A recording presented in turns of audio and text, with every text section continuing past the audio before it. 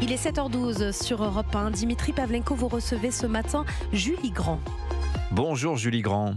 Bonjour. Bienvenue sur Europe 1. L'otage sauvé par le colonel Beltrame dans le Super U de Trèbes, c'était vous Julie, pour vous sauver la vie, il a donné la sienne, le sacrifice ultime.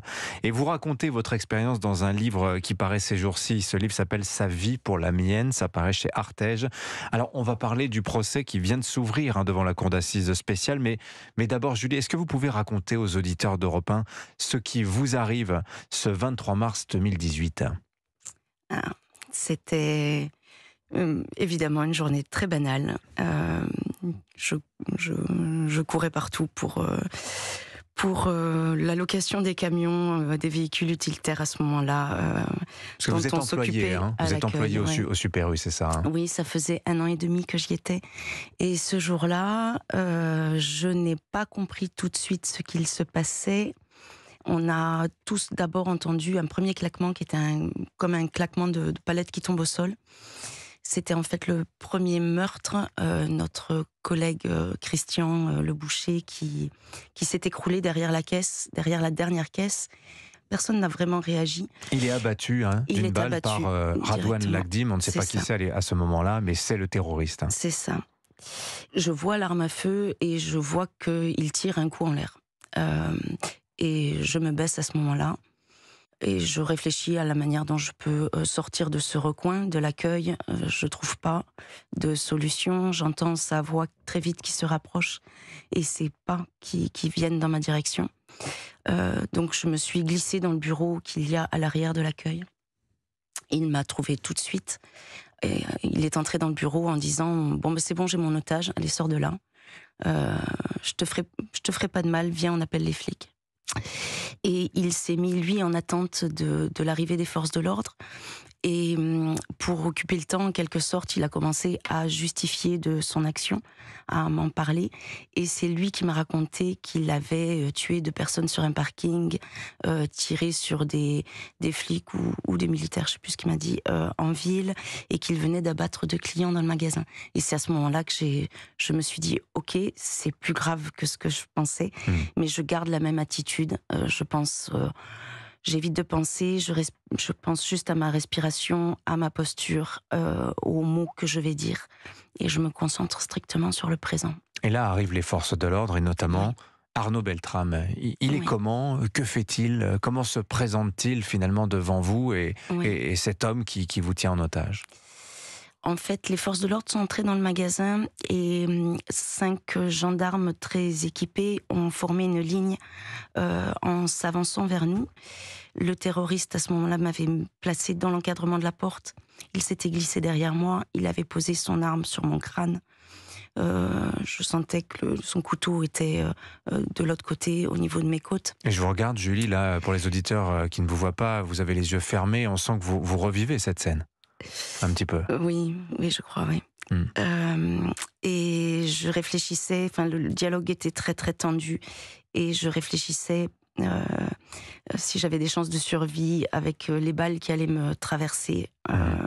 Pour moi, les coups allaient partir. Et c'est à cet instant-là qu'on a entendu un homme de l'autre côté des caisses crier vos gueules les gars, reculez, je prends. C'était très très professionnel, c'était des mots très finement choisis. Il parle de moi en disant relâche la petite dame, elle n'y est pour rien, prends-moi à sa place, moi je représente l'État. Et il va le faire, ça va se passer, vous allez être sorti du magasin. Quand est-ce que vous allez apprendre la suite, à savoir que Arnaud Beltrame a été tué par cet homme et qu'il est mort égorgé ? En fin d'après-midi, dans l'après-midi, j'apprends qu'il est encore en huis clos avec les terroristes. Le soir à la télé, j'apprends qu'il a été grièvement blessé. Et c'est le lendemain matin. Qu'il décède de ses blessures. Oui. Comment vous vous sentez à ce moment-là, Julie ? Ça m'effondre parce que c'est un homme d'une grande valeur qu'on venait de perdre. Et vous dites, il a donné sa vie pour la mienne, c'est le titre de votre livre, je le rappelle, Julie. Comment on vit avec ça ? D'abord, il y a une chose qui m'a beaucoup aidée à déculpabiliser, ça a été de rencontrer et de discuter, de rencontrer son épouse. l'épouse d'Arnaud Beltrame. Et elle vous a écrit, hein? Elle m'a écrit peu de temps après l'attentat. J'ai pas réussi à lui répondre tout de suite. Ça m'a pris un an à trouver les mots pour lui répondre. Je lui ai donc écrit au bout d'un an. On s'est rencontrés dans les semaines qui ont suivi. Et ça a été une rencontre, un moment très très important. Où elle m'a confirmé des choses que j'avais pressenties sur la personnalité de son mari. Et moi, j'ai pu lui dire ce que j'avais vu de l'action de son mari le jour J. Et ça m'a aidé d'emblée à travailler ma culpabilité. Ouais. Ouais. L'arrivée du procès, ça réveille des choses en vous? Oh, l'arrivée du procès, c'est un séisme. C'est à la fois quelque chose qu'on attend, quelque chose un événement auquel on pense tous les jours ou presque. En attendant que le procès arrive, on se projette, on se pose plein de questions, on a envie d'exprimer des choses. Vous allez témoigner? J'irai témoigner, oui. Comment vous allez aujourd'hui, Julie? La vie s'est apaisée. Et en fait, aujourd'hui, je ne traverse plus de grandes difficultés de la vie. Je suis bien entourée, mon mari est à mes côtés, le quotidien est apaisé. Et c'est maintenant, par contre, que je ressens très nettement les séquelles. Je suis devenue très... je me rends compte à quel point je suis stressée. Et mon cerveau qui m'envoie tout le temps des images de catastrophes, des accidents possibles, des attentats possibles. Je peux imaginer des scènes